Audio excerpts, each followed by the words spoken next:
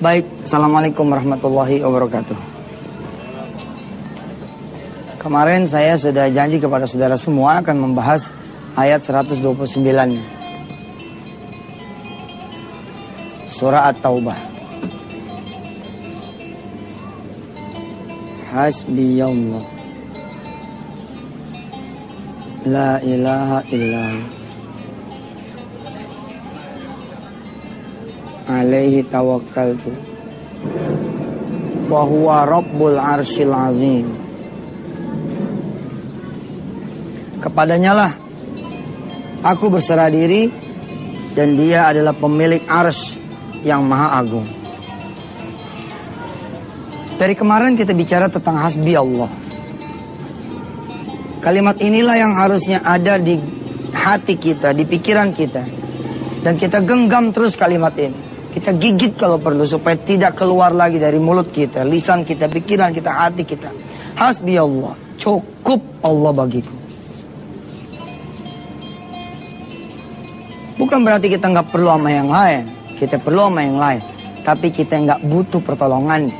Kita hanya butuh pertolongan Allah semata. Ketika kita ketemu dengan persoalan hidup, permasalahan, kesempitan, kesusahan, problem, kita tidak biasa kembali kepada Allah.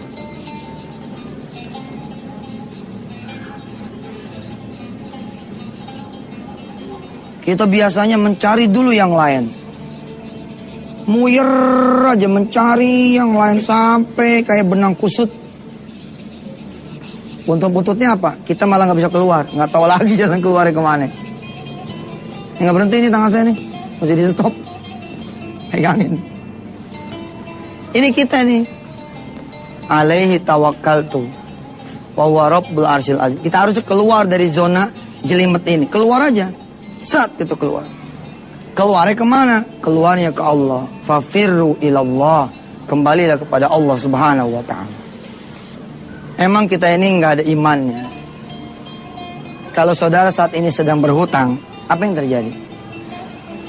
Gak bakalan kebayar. Mati saya. Ayo aja terus. Kalimat-kalimat negatif terus saudara kasih kepada diri saudara sendiri. Dan akhirnya kenegatifan itulah yang terjadi. Padahal kalau saudara bilang hasbi Allah, cukuplah bagiku Allah. Ada orang datang kepada saya. Ustazina, saya punya usaha kurang lebih sudah belasan tahun. Sebutlah 15 tahun.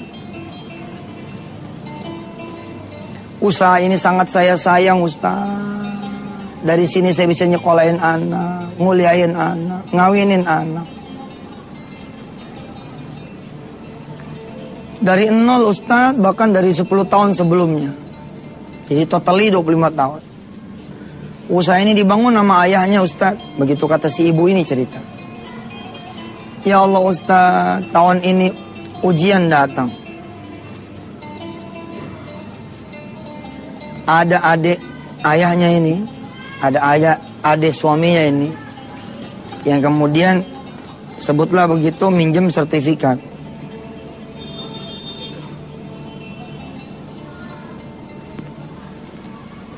Sertifikat ini digadaikan, sedangkan sertifikat ini adalah seluruh aset yang berdiri di atasnya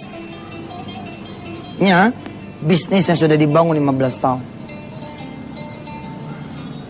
Tidak bisa disita, terlambat mengetahui, keburu gede, keburu nggak bisa kebayar.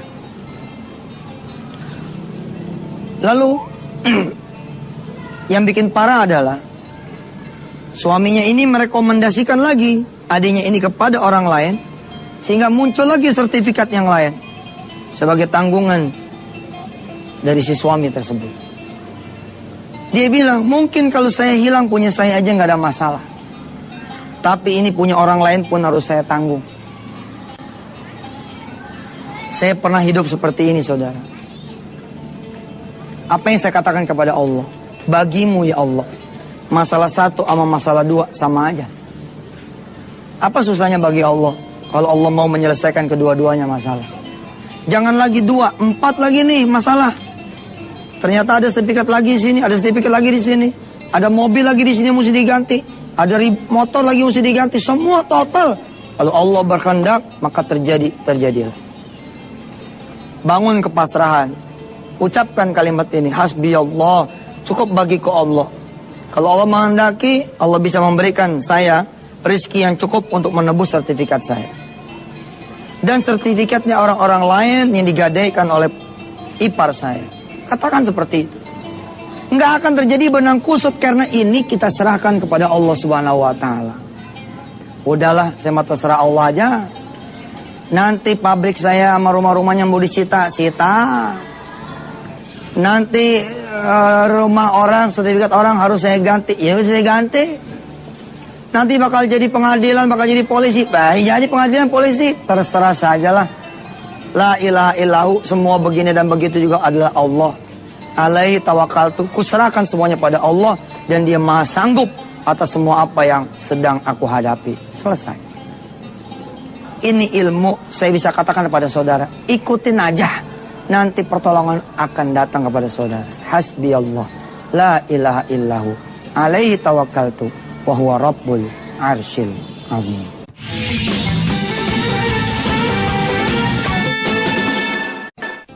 Saudara-saudara yang dirahmati Allah, di mana letak ikhtiar kalau begini ceritanya? Apa yang harus dilakukan oleh seseorang untuk berikhtiar? Saudara, apa sih yang bisa saudara lakukan? Saudara minjam, itu kan yang saudara sebut sebagai ikhtiar. Kalau memang meminjam saudara sebut sebagai ikhtiar, fadhol, silakan jalan meminjam. Tapi jangan jadikan pinjaman itu sebagai Tuhan saudara. Jadikan sebatas ikhtiar saja. Ikhtiar itu bukan Tuhan. Apakah kalau saudara dapat pinjaman, lalu saudara tutup bank, kemudian sertifikat saudara dan aset-asetnya tidak akan melayang? Belum tentu. Ente lunasin itu. Kemudian malah api yang mengambil ente. Habis juga. Percayalah. Tidak ada yang bisa mengambil kecuali Allah Subhanahu wa taala. Tidak ada yang bisa mengambil apa yang sudah Allah berikan kepada tangan seseorang kecuali Dia sendirilah yang sudah memberikan. Dia yang mengambilnya dengan cara apapun yang Dia kehendaki. Jangan melawan takdir. Do not fight your destiny. Just follow. Ikutin saja. Tutup buku dan saudara rangkul istri, iya mah. Alhamdulillah, betapapun kita sudah selesai 15 tahun. Anak sudah pada gede, tinggal yang kecil, yang nyantre. Mau diapain? Allah sudah memberikan kita 15 tahun. It's enough, cukup buat kita. Kita sujud aja mendingan. Kita terima kasih kepada Allah Subhanahu wa taala. Kalimatnya diganti. Bukan, ya Allah kenapa? Pernah ikut kan chatting dengan Pepeng kan? Apa kata Pepeng waktu itu? Kita nih senantiasa bertanya, oh my God, why me? Ya Allah kenapa aku? Lalu kata Pepeng, Allah jawab, why not? Lucu juga sih. Why, emang kenapa enggak gitu? Iya bener juga, kalau Allah udah bikin hilang, hilang. Tapi kalau saudara pasrah, maka yang terjadi akan seperti ini. Saudara diusir nih dari rumah kontrakan. Jangan ngelawan. Ngerumah saja, emang nggak bayar, mau diapain? Koreksi diri. Iya juga ya, pantas juga saya diusir dari kontrakan ini. Wong saya nggak pernah sholat malam di sini. Saya jarang sholat subuh. Ngaji juga setahun sekali, kayaknya cuma awal Ramadan doang. Puasa apalagi, ya Allah, nggak ada kebaikannya sama sekali. Baik ya Rob. Kalau memang untuk menebus dosa saya harus meninggalkan kontrakan ini. Terserah Engkau sajalah. Bimbing saya ya Allah, kemana saya harus melangkah. Nggak mungkin Allah tidak menjemput saudara. Nggak mungkin. Di hari saudara keluar dari rumah, begitu keluar teman datang. Mau kemana man? Bawa tas sama bini begini lengkap. Alhamdulillah, saya hari ini udah nggak boleh lagi pakai rumah ini. Lalu diusir. Ya begitu dah. Lo nggak bayar. Iya. Subhanallah. Ya udah, yang sabar ya. Assalamualaikum. Ya, kirain mau dijemput. Kata Ustadz mau dijemput. Ya tenang aja dulu. Tenang aja dulu. Ini kan malaikat Allah nih, verifikasi data. Ini verifikasi data. Minas sobirin amla. Dari golongan orang yang sabar atau tidak? Minas syakirin amla. Dari golongan orang yang bersyukur atau tidak? Ternyata malaikat lapor di ujung sana. Rob, tadi sudah saya tegur dia. Kenapa diusir? Ya mas, saya nggak bayar. Kamu marah sama yang punya? Enggak lah, orang saya nggak bayar. Terus mau kemana? Ya saya mau coba cari masjid. Kamu tahu kesalahan kamu apa? Kayaknya sih tahu mas. Apa selain nggak bayar? Ya saya pernah berzina. Saya pernah minum-minuman. Jadi susah kayak begini. Ya saya bertobat kepada Allah. Nah Allah kabulin. Ini belum tentu nih tukang ojek biasa. Belum tentu teman biasa. Belum tentu saudaranya biasa. Belum tentu kerabat dari manusia biasa. Bisa jadi inilah malaikat Allah melakukan verifikasi data. La ilaha illahu. Tidak ada yang bisa mengusir kecuali Allah sendiri yang mengusir. Datanglah ibu pemilik kontrakan ini. Terus dia nanya, mau kemana? Mau pergi bu, mohon maaf ya kalau saya ada salah-salah katanya, salah-salah langkahnya. Emang gak boleh tinggal lagi sama anak saya? Iya habis, gak boleh tuh, gak bayar. Ntar saya ngomong sama anak saya, masuk aja, masuk. Masuk. Masuk aja, masuk. Bawa tasnya, bawa. Anak kecil kayak gini pasti, masuk aja. Nanti emak yang ngomong. Bu Haji yang ngomong sama anak Bu Haji. Insya Allah. Tapi Bu Haji udah masuk aja. Hasbi Allah. La ilaha illahu. Alaihi tawakkaltu wa rabbul arsyil azim. Ayat 129 ini nanti kita akan bahas di segmen berikut. Mengajarkan kita untuk kembali kepada ayat 128. Baru dia akan sempurna.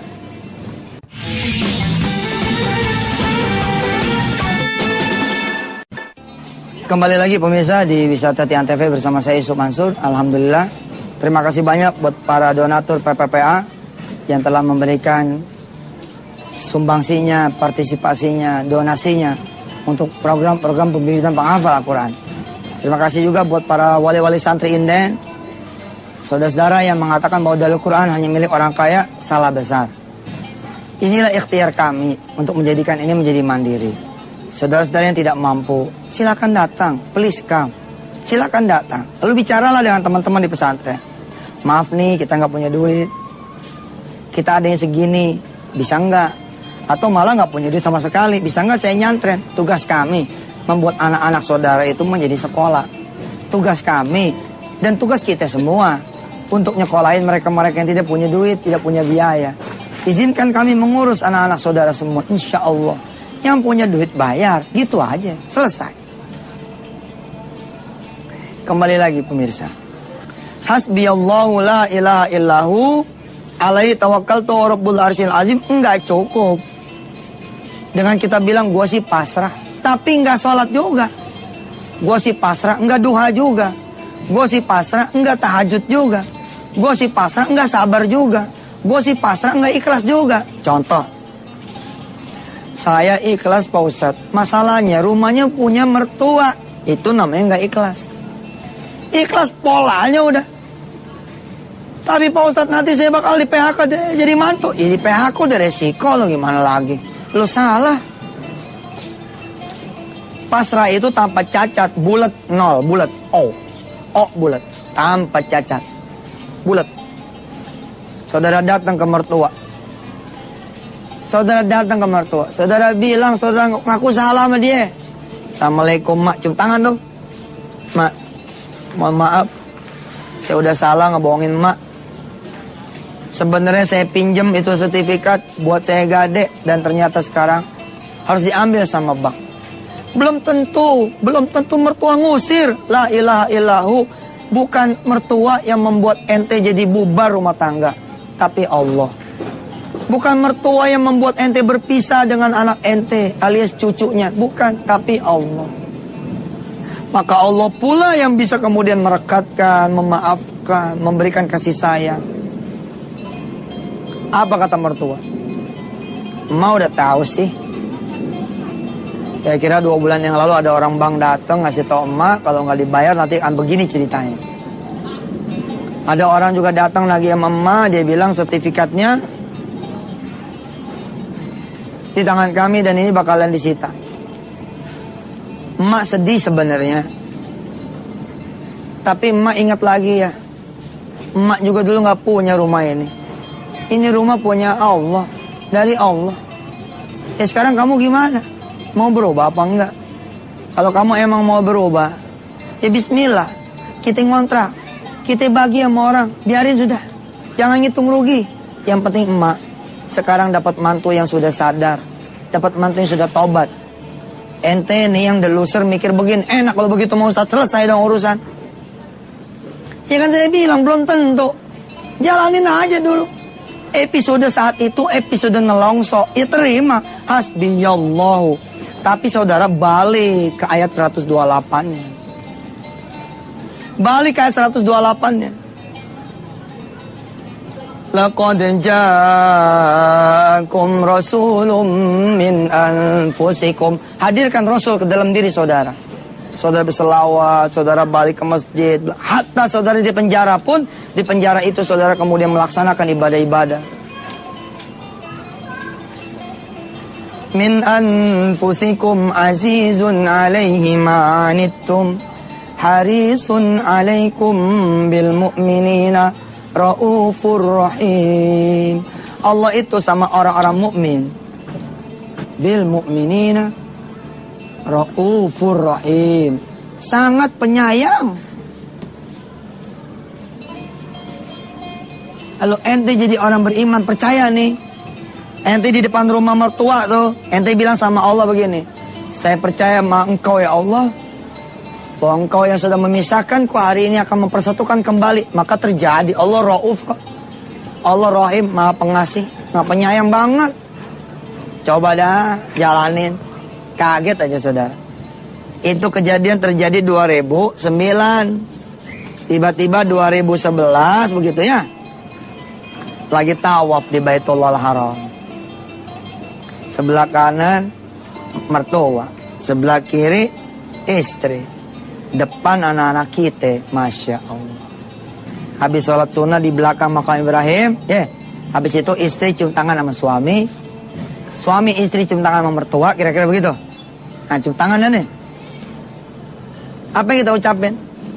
Mak bener kan udah maafin? Iya, subhanallah ya, Allah kasih rezeki rumah kembali. Emang sih lebih mahal, tapi yang tetap kamu juga yang beli. Waktu disita harganya 300 juta. Utangnya pego, nyesek dong. Nggak mungkin nggak nyesek. Pego. Emaknya beli harga 300 juta, disitanya pego, nyesek. Tapi lihat ketika mau dibeli harga 600. Tapi mertuanya ini dikasih duit 1M sama anaknya. Mak, ini 1M. 600 bayarin lagi rumah emak yang ono. Kalau emang emak nggak mau yang lain, mau yang itu, 400 buat emak sendiri. Hari ini pun kita bisa umroh, subhanallah. Pemirsa, kita baca nih ayat sebagai penutup taklim kita pada hari ini. Seperti kata Wirda, berdasarkan tafsir Ibnu Katsir, saudara baca 7 kali ayat ini setiap hari. Insya Allah, Allah akan bikin saudara semua mudah-mudahan hilang kegalauan, keresahan, ketidaktenangan, kekhawatiran. A'udzu billahi minasy syaithanir rajim. Laqad ja'akum rasulun min anfusikum azizun 'alaihi ma 'anittum harisun 'alaikum bil mu'minina raufur rahim. Fa in tawallaw faqul hasbiyallah la ilaha illahu alaihi tawakkaltu wa huwa rabbul arsyil azim. Shadaqallahul azim. Saudara, jangan lewatkan khataman Quran harian lewat www.santritafis.com. Mudah-mudahan pahala milik Antv juga dan milik kita semua. Sampai ketemu lagi besok hari Senin. Saya Yusuf Mansur. Mohon maaf lahir batin. Dan doakan saya, mudah-mudahan saya juga menjadi orang-orang yang senantiasa menyebut hasbi Allah. Cukup bagiku Allah. Insya Allah.